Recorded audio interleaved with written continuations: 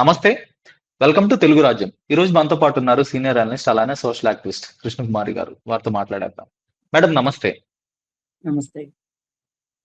Madam ప్రముఖ senior reporter పల్కి Sharma. So ఆవిడ ఒక ఇంట్రెస్టింగ్ కామెంట్ చేశారు. సో ఇప్పుడు యువత ఎక్కువగా రీల్స్ లో ఎంగేజ్ అయిపోతుంది. టెక్స్ట్ బుక్స్ ని రీల్స్ రిప్లేస్ చేస్తున్నాయి. సో ఇలాంటి క్రమంలో ఆల్గారిథమ్స్ అనేవి టీచర్స్ గా మారుతాయి. సో ఈ యంగర్ జనరేషన్ మొత్తం కూడా అన్ఇన్ఫార్మ్డ్ జనరేషన్ గా మారిపోతుంది. సో వాళ్ళంతా నేషనల్ సెక్యూరిటీకి ఒక రిస్క్ గా మారుతారు అని ఒక తీవ్ర వ్యాఖ్య చేసింది. సో ఇప్పుడు ఈ జంజీని లేదంటే మొన్న జరిగిన ఉద్యమాన్ని కొంత కించపరుస్తూ లేదంటే జంజీని అన్ఇన్ఫార్మ్డ్ జనరేషన్ అంటాం. ఆవిడ లాంటి ఒక సీనియర్ జర్నలిస్ట్ మాట్లాడతాం. దీన్ని ఎట్లా చూస్తారు? ఇది చాలా బాధాకరం అండి. ఇవాళ మీడియా పైన ప్రజలు విశ్వసనీయతను కోల్పోయారు అనటానికి ఇలాంటి వాళ్లే కారణం. అర్నబ్ గోస్వామి కావచ్చు, అట్లాగే ఇంకొంతమంది ఇప్పుడు ఎన్డీటీవీ కావచ్చు, అలాగే ఇంకొన్ని ఛానల్స్. ఇప్పుడు వాటన్నిటినీ కూడా ఎవరు తీసుకున్నారు? అదానీ కానీ అంబానీ కానీ ఇన్వెస్ట్మెంట్స్ చేశారు. దాంట్లో చేసి ప్రభుత్వాలకి బాకాలు ఓదమని చెప్పారు. చెప్పినప్పుడు అందుకు ఇష్టమైన వాళ్ళు అందులో ఉన్నారు, ఇష్టం లేని వాళ్ళు బయటకు వచ్చేసారు. ఇప్పుడు ప్రణయ్ లాంటి వాళ్ళు లొంగరని చెప్పి ఆయన పైన ఆ కేసులు ఈ కేసులు పెట్టి ఎన్డీటీవీని స్వాధీనం చేసుకున్నారు. అలాగే ఎన్డీటీవీని స్వాధీనం చేసుకున్న తర్వాత కూడా రవీష్ కుమార్ గారు లాంటి వాళ్ళు ఆయన వరకు ఆయనకు ఒక ఫ్రీడమ్ ఇచ్చి ఉన్నంత కాలం ఆయన అందులో కొనసాగారు. ఆ తర్వాత ఇంకా నా వల్ల కాదు రామ్ అని చెప్పి బయటకు వచ్చేసేసి ఆయన ఒక యూట్యూబ్ పెట్టుకొని ఆయన చెప్పాలనుకున్న ఆయన ఘోష అంతా ఆత్మఘోష అంతా వినిపించుకుంటున్నారు. సరే, ఇలా ఎంతో మంది ఇండిపెండెంట్ జర్నలిస్టులుగా మారిపోయారు. ఒకప్పుడు అసలు ఇండిపెండెంట్ జర్నలిస్టులు ఉండేవాళ్ళు కాదు, చాలా తక్కువ ఉండేవాళ్ళు. ఇప్పుడు ఇండిపెండెంట్ జర్నలిస్టులుగా బయటకు వచ్చేసేసి వాళ్ళు ఇండిపెండెంట్ జర్నలిస్ట్ అని చెప్పుకుంటూ వాళ్ళకు యూట్యూబ్ ఛానల్ పెట్టుకొని వాళ్ళ టాక్స్ అని వాళ్ళ ఫాలోయింగ్ అని ఏదో మొత్తానికి వాళ్ళ అవగాహనని వాళ్ళ ఉద్దేశాలని ప్రజలతోటి పంచుకుంటున్నారు ప్రతి క్షణం. సరే, ఇలా ఉంటే ఇంకొంతమందికి కోతికి కొబ్బరి చెప్ప దొరికినంత సంతోషంగా, అంటే ఈ పెద్ద పెద్ద వాళ్ళందరూ అడ్డం వెళ్ళిపోతే ఇంకా మాకు మాకు ఇంకా హద్దుబద్దు లేదు అన్నట్లు శివాలెత్తిన వాళ్ళలాగా ఛానల్స్ లో కూర్చుని అరుపులు కేకలు మనం అంతా చూస్తానే ఉన్నాం. అర్నబ్ గోస్వామి ఎట్లా అరుస్తాడో మనం చూసాం. ఆ అర్నబ్ గోస్వామి పిలుపునందుకునే ఒక రకంగా అభిజిత్ దీప్కి ఇండియా వచ్చాడు. సరే, ఒక్కొక్కసారి చెడ్డవాళ్ళు కూడా మంచి పనులు చేస్తారు అన్నట్లుగా అతను ఆ రోజు అలా రెచ్చగొట్టి మీ నాయకుడు ఎక్కడా, మీ నాయకుడేమో హాయిగా అక్కడ ఉద్యోగం చేసుకుంటా ఉంటాడు, మీరేమో ఇక్కడ ఉద్యమాలు అంటారా, అది ఇదేని రెచ్చగొడితే అభిజిత్ దీప్కే వచ్చాడు. వచ్చినోడు వచ్చినట్టు ఉండకుండా వచ్చిన దగ్గర నుంచి చేయాల్సిన కార్యక్రమాలన్నీ చేశాడు. సరే, ఎనీవే అదంతా అయిపోయిన విషయం. ఇప్పుడు ఈ జంతర్ మంతర్లో జరిగిన తరువాత నుంచి వీళ్ళందరికీ అసలు ఒక రకంగా కరెంట్ షాక్ కొట్టిన కాకిల్లాగా పడిపోయారు. 1-2 రోజులు అసలు ఏం మాటా పలుకు లేకుండా అయిపోయారు వాళ్ళు. చివరికి తేరుకుని ఇప్పుడు ఏం మాట్లాడుతున్నారు? అసలు ఈ దేశానికి వచ్చిన ప్రమాదం ఏంటి అని మాట్లాడుతున్నారు. ఈ దేశంలో విచ్ఛిన్నకర శక్తులు వచ్చేసినాయి, రోహింగ్యాలు వచ్చేసారు, సంఘ విద్రోహ శక్తులు. మొన్న ఆ జంతర్ మంతర్ ఉద్యమంలో 2200 మంది దొంగలు ఉన్నారు, కూనీకోర్లు ఉన్నారు, సంఘ విద్రోహ శక్తులు ఉన్నారు అని చెప్పి లెక్కలు చెప్తా ఉన్నారు అక్కలు కూర్చుని ఛానల్స్ లో కూర్చొని. సరే, బాగుంది. మరి ఈవిడ ఇంకో అడుగు ముందుకేసి కాస్త కాస్త సీసా మార్చి చాలా సాఫిస్టికేటెడ్ గా సన్నాయి నొక్కులు నొక్కుతా మాట్లాడింది. ఏమనంటే, ఇవాళ యువత రీల్స్ షార్ట్స్ కి అలవాటు పడిపోయారు, పిల్లలు, స్కూల్ పిల్లలతో సహా. వీళ్ళకి అసలు పుస్తకాలతో పని లేదు. మొత్తం రీల్స్, షార్ట్సే. అల్గారిథమే వీళ్ళ టీచర్లు అయిపోయారు. అసలు తో ఇట్లాంటి వాళ్ళందరూ ఎ ఏమవుతారు అసలు ఈ దేశంలో? ఒక అన్‌ప్లెజెంట్ గ్రూప్స్ అయిపోతారు గదా వీళ్ళు. అంటే ఒక అశాంతితో నిండిన ఒక సంఘ విద్రోహ శక్తులయిపోతారు అనే మాట అనుకోకుండా ఆవిడ ఒక ఒక టెర్మినాలజీ కనిపెట్టి ఒక టెర్మినాలజీని సమాజంలోకి వదిలేసిందనమాట. ఒక భాష్యం చెప్పేసింది. ఈ రీల్సే అన్‌ఇన్ఫార్మ్డ్ చూస్తున్నారు. అన్‌ఇన్ఫార్మ్డ్ అన్‌ఇన్ఫార్మ్డ్ జనరేషన్ అని గూడా అన్నారు. అన్‌ఇన్ఫార్మ్డ్, అన్‌ఐడెంటిఫైడ్ జనరేషన్స్ అన్నట్లుగా ఆవిడ ఉద్దేశంలో ఏంటంటే, వీళ్ళకొక గుర్తింపు ఉండదు. వీళ్ళకొక ఆధార్ కార్డ్ ఉండదు. వీళ్ళసలు ఎవరో తెలీదు. కానీ వీళ్ళు అల్లకల్లోలం సృష్టిస్తారు సమాజంలో. అది ఆవిడ బాధ. అరాచక శక్తుల కింద పోల్చిందనమాట. పోలిస్తే పోల్చేసి ఈవిడ బాధపడిపోతుంది. అసలు ఈ దేశం ఏమైపోతది? పడకుర్చీ మేధావి టైప్ లో మాట్లాడుతుందన్నమాట ఈవిడ.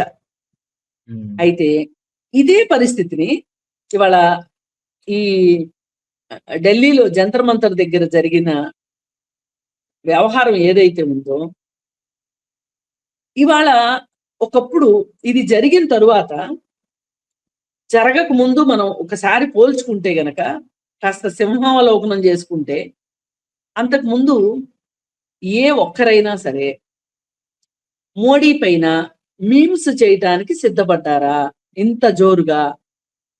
ఎక్కడన్నా 1, 2 సార్లు పొలిటికల్ కార్టూన్లు వచ్చినాయేమో. ఆ పొలిటికల్ కార్టూన్ వేసిన వాళ్ళ మీద కూడా చర్యలు తీసుకున్న దాఖలాలు కూడా ఉన్నాయి.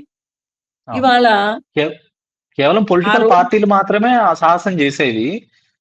సామాన్య ప్రజలు ఆయన్ని కనీసం చిన్నపాటి విమర్శ చేయడానికి కూడా కొంత వెనకడు వేసిన పరిస్థితి. సోషల్ మీడియాలో ఆయన పైన సామాన్యులు ఎవరు విమర్శ చేయడానికి ధైర్యం జాల. అయితే ఆ రోజు అర్ధరాత్రి పూట ఆయన ఫ్రెండ్స్ అని చెప్పి ఒక వీడియో చేశారు కదా, దాని మీద వచ్చినన్ని మీమ్స్ అండి నేను పుట్టిన తర్వాత చూడలే. ఎవరెవరు అసలు నేను చూసినవి అన్ని అయితే చూడని ఇంకెన్ని ఉన్నాయో. ఎంత ఎంత అసలు మామూలు కాదు. అసలు మోడీ పైన వేసినన్ని జోక్స్, ఆయన టెలిప్రాంప్టర్ లేకోకుండా మాట్లాడలేరు అనే విషయాన్ని ఒక అమ్మాయి కూర్చొని పుస్తకం పేజీలు తిప్పుతుంది అనమాట. ఈమె పేజీ తిప్పడం మర్చిపోయినప్పుడు మోడీ మాట్లాడటం ఆపేస్తున్నాడు. అప్పుడు ఆవిడ తలగొక్కొని ఆవులిచ్చి పేజీ తిప్పుతుంది. ఈమె పేజీ తిప్పగానే ఆయన మాట్లాడుతున్నాడు. అసలు నిజంగా అండి, ఇలాగా ఇంత చిన్న విషయాలకు కూడా మోడీని మాట్లాడగలిగే పరిస్థితి వాళ్ళ ఈ దేశంలో వచ్చింది అంటే, ఒక రకంగా అరుంధతి రాయ్ అన్నట్లు గత 12 సంవత్సరాలుగా మోడీ సంపాదించుకున్న సోషల్ మీడియాలో ఆయన క్రేజ్ ఏదైతే ఉందో, ఆయన నిర్మించుకున్న నిర్మాణం ఏదైతే ఉందో, దానికి కొన్ని ఆ ప్రచారానికి ఆయన ఎన్ని 100 కోట్లు ఖర్చు పెట్టారు. కానీ కేవలం అంటే కేవలం 2-3 రోజుల్లో మొత్తం బద్దలు కొట్టేసింది యువత. ఈ ఉద్యమం బద్దలు కొట్టేసింది. వాళ్ళు ఏమనుకున్నారు, ఇంకొక 1000 ఏళ్ల వరకు మా ప్రతిష్ట ఇలాగే ఉంటది, మా హవా ఇలాగే కొనసాగుతుంది అని వాళ్ళు అనుకుని విర్రవీగారు. ఆ విర్రవీగిన దానికి సరి అయిన బుద్ధి చెప్పారు అని చెప్పి అరుంధతి రాయ్ మాట్లాడారు. అసలు చాలా చాలా గొప్పగా మాట్లాడారు ఆవిడ. పైగా ఆవిడ ఇంకొకటి కూడా, మొన్న ఒక 4-5 రోజుల క్రితం అనుకుంటా, లేదు ధర్మేంద్ర ప్రధాన్ రాజీనామా చేశాను అనుకుంటా, ఆవిడ ఏమన్నారంటే, ఇప్పుడున్న ఈ పరిస్థితిని చూసి నేను ఒక భారతీయురాలు అయినందుకు నేను గర్వపడుతున్నాను అని చెప్పింది అరుంధతి రాయ్. ఓ పక్కన ఇలా ఉంటే పరిస్థితి, ఈవిడ గారికి అంత బాధ అయిపోయింది. అయితే నిజంగా ఆవిడ బాధపడదలుచుకుంటేనండి నేను ఒక 4-5 విషయాలు చెప్తా. వాటికి ఆవిడ ఆ విషయాలు చెప్పి బాధపడి ఉంటే నేను కొంచెం సంతోషించి ఉండేదాన్ని. అవేంటి అంటే, మొన్న ఒక తల్లి కూతురు వాళ్ళ ఆవు తప్పిపోయిందని చెప్పి ఆవుని ఎత్తుకుంటానికి బయలుదేరారు. సరే వాళ్ళకి వాళ్ళ ఆవు దొరికింది. కాస్త వాళ్ళ పేదరికం కావచ్చు, వాళ్ళ ఆహార్యం కావచ్చు, వాళ్ళు ముస్లిమ్స్ లాగా అనిపించారు. ఒక కోతి గుంపుకి, కోతి మోకకి. ఆ కోతి గుంపు, కోతి మోక ఏం చేశారు అంటే, నువ్వు దీన్ని పెంచుకోవటానికి తీసుకెళ్ళట్లేదు, ఈ ఆవుని కోసుకుని తినటానికి తీసుకెళ్తున్నావు, ఈ ఆవు నీది కాదు, నువ్వు ఎక్కడో దొంగతనం చేశావు అని ఆ తల్లి కూతుర్ని కొట్టారండి. మామూలుగా కొట్ల. పైగా వాళ్ళు కొట్టేటప్పుడు వీడియో ఆన్ చేస్తున్నారా లేదో చూసి మరి వీడియో వంక చూస్తూ మరి వాళ్ళని కొట్టారు. ఎంతమంది కొట్టారో, ఎంత కొట్టారో అసలు దీనికి సమాధానం లేదు. ఆ పరిస్థితుల్లో ఎవరో పాపం దయదలిచి 100కో దేనికో కాల్ చేస్తే పోలీసులు వచ్చారు. పోలీసులు వచ్చిన తర్వాత వాళ్ళు ముస్లిమ్స్ కాదని, వాళ్ళు హిందువులేనని, వాళ్ళు పలానా చోట ఉంటారని, ఆ ఆవు వాళ్ళదేనని తేలిపోయింది. తేలిపోయిన తర్వాత ఆ ఇద్దరిని తీసుకొని వెళ్ళి హాస్పిటల్లో జాయిన్ చేశారు. కేసు ఏమన్నా కట్టారా అంటే, ఇంత పెద్ద వ్యవహారాలు జరిగేటప్పుడు, మూకుమ్మడి దాడులు జరిగేటప్పుడు కేసులు ఎట్లా పెడతామండి అనటమే కాకుండా, దీనికి కొసమెరుపు ఏంటి అంటే, ఇప్పుడు ఈ కేసు అంతా ఇప్పుడు ఇది పోలీస్ స్టేషన్కి చేరింది కాబట్టి ఈ స్టోరీ, ఆ ఆవును తీసుకెళ్ళి వాళ్ళ కస్టడీలో పెట్టుకున్నారు. ఇటు ఈ తల్లి కూతురికి ఏం మిగిలింది? ఒంటి నిండా దెబ్బలు, అవమానము, బాధ. వాళ్ళ సొంత ఆవు కూడా వాళ్ళకి ప్రస్తుతానికి కాకుండా అయిపోయింది. సరే, రేపు ఏదన్నా లా అండ్ ఆర్డర్ సరిగా పనిచేసి ఆ ఆవు వాళ్ళదేనని గుర్తించి వాళ్ళకి ఆవు ఇస్తారేమో, సంతోషం. వాళ్ళ ఆవు వాళ్ళకి చేరితే ఆ వార్త ప్రపంచానికి తెలిస్తే అంతకన్నా సంతోషం ఇంకొకటి లేదు. అలాగే మొన్న ఇంటి మీదకి క్రికెట్ బ్యాట్స్, హాకీ బ్యాట్స్ తీసుకొని తలుపులు బద్దలు కొట్టుకుంటా తిరుగుతూ ఆ ఇంటి చుట్టూ స్వైర విహారం చేశారు మోక. ఇంకా ఆ తలుపుని బద్దలు కొట్టలేక గోడలు దూకి లోపలికి వెళ్ళారు. వీళ్ళంతా ఏం మాట్లాడుతున్నారంటే, ఏమి నినాదాలు ఇస్తున్నారంటే, జై శ్రీరామ్ అని నినాదాలు ఇస్తున్నారు. ఇప్పుడు దీని గురించి ఇట్లాంటి వాళ్ళు ఎవరైతే ఉన్నారో వీళ్ళ వల్ల ఈ దేశానికి నష్టము, అది పోయి ఇది పోయి, వాళ్ళకి న్యాయం కావాలని రోడ్డెక్కిన వాళ్ళ వల్లే, అలాగే ఈ వీడియోలు చూసి షార్ట్స్, రీల్స్ చూసే వాళ్ళు వల్లనే నష్టం జరుగుతుంది అని ఈవిడ వీళ్ళని కంట్రోల్ చేయటం ఎట్లా, వీళ్ళని కంట్రోల్ చేయకపోతే ఈ దేశం పరిస్థితి ఏంటి అని చెప్పి ఆవిడ బాధపడిపోతుంది. మరి ఇట్లాంటి వాళ్ళని కదా కంట్రోల్ చేయాల్సింది. ఇక్కడ మరొక వాదన మ్యామ్, ఇప్పుడు మరొక వాదన మ్యామ్, ఇప్పుడు రీల్స్, ఇప్పుడు మన యువత రీల్స్ కి అడిక్ట్ అయ్యారా లేదా అనే దానికి ఏ క్వాంటిఫై చేయడానికి ఏ మెట్రిక్ లేదు, ఏ కొలత లేదు, కొలమానం లేదు. కానీ ప్రెస్ ఫ్రీడమ్ ఇండెక్స్ లో మన దేశం యొక్క పరిస్థితి ఎక్కడుందో మనం క్వాంటిఫై చేయగలం. ఆ మెట్రిక్ ఉంది. 156వ స్థానానికి పడిపోయింది. అంటే ప్రెస్ ఫ్రీడమ్ ఇండెక్స్ అంత అధ్వాన పరిస్థితిలో ఉన్నప్పుడు, పాకిస్తాన్, బంగ్లాదేశ్ కూడా మనకంటే కొంచెం ముందే ఉన్న ఇలాంటి ఒక పరిస్థితి దేశాన్ని ఎటువైపు తీసుకెళ్తుంది? దేశాన్ని డిక్టేటర్షిప్ వైపు తీసుకెళ్తుందా, లేదంటే మరింత దారుణమైన పరిస్థితులు తీసుకెళ్తుందా అనేది కూడా ఒక వాదన ఉంది. అసలు ఇవన్నీ కాదండి, అసలు బీజేపీ పార్టీ వాళ్ళ సోషల్ మీడియా టీము, వాళ్ళ వాట్సాప్ యూనివర్సిటీ, వాళ్ళు సోషల్ మీడియాలో వాళ్ళు పెట్టే కామెంట్స్, వాళ్ళు వెదజల్లేంత అబద్ధాలు, వాళ్ళు దీని సోషల్ మీడియాని అడ్డం పెట్టుకుని పన్నుతున్న కుట్రలు కావచ్చు, జవహర్ లాల్ నెహ్రూ, గాంధీజీ, ఇందిరాగాంధీ ఇట్లాంటి నాయకుల పైన వాళ్ళు చిమ్మిన విషం గాని, వాళ్ళు ప్రసారం చేసిన కట్టుకథలు గాని, వాటి ముందు పోలిస్తే అసలు వీళ్ళే కదా నీ- అసలు షార్ట్స్ రీల్స్ లో ఇట్లాంటి సమాచారం మొత్తం పెట్టిందే వీళ్ళు అసలు. ఉమ్, కరెక్ట్ గా ఈ సమాచార విప్లవం రావటము, ఈ సోషల్ మీడియా, సామాజిక మాధ్యమాలు ఇంత విస్తృతంగా ఈ technology 2G 3G 4G 5G ఇవన్నీ రావటము, ఇవన్నీ వచ్చిన కాలానికి అందిపుచ్చుకున్నదే బీజేపీ వాళ్ళు. దాన్ని అందిపుచ్చుకుని వందలకు వందల అబద్ధాలు చెప్పింది, వేలకు వేల అబద్ధాలు చెప్పింది వాళ్ళు. విషం కక్కారు వాళ్ళు. అసలు సోషల్ మీడియాకి ఎడిట్ చేసిందే వాళ్ళు.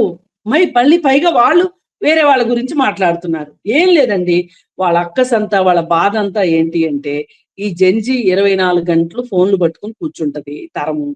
వీళ్ళు ఈ ఫోన్లలో వీళ్ళు ఏమనుకున్నారంటే, ఏవో స్తోత్రాలు, ఏవో బ్లూ ఫిల్ములు, ఏవో సినిమాలు, ఓటీటీ ప్లాట్ఫామ్ లో వచ్చే సినిమాలు, ఇవన్నీ చూస్తా ఉంటారు. వీళ్ళు రాజకీయాలని పెద్దగా గమనించరు అనే వీళ్ళు అసలు ఇంత టెక్నాలజీని అందించింది అందుకు వాళ్ళు.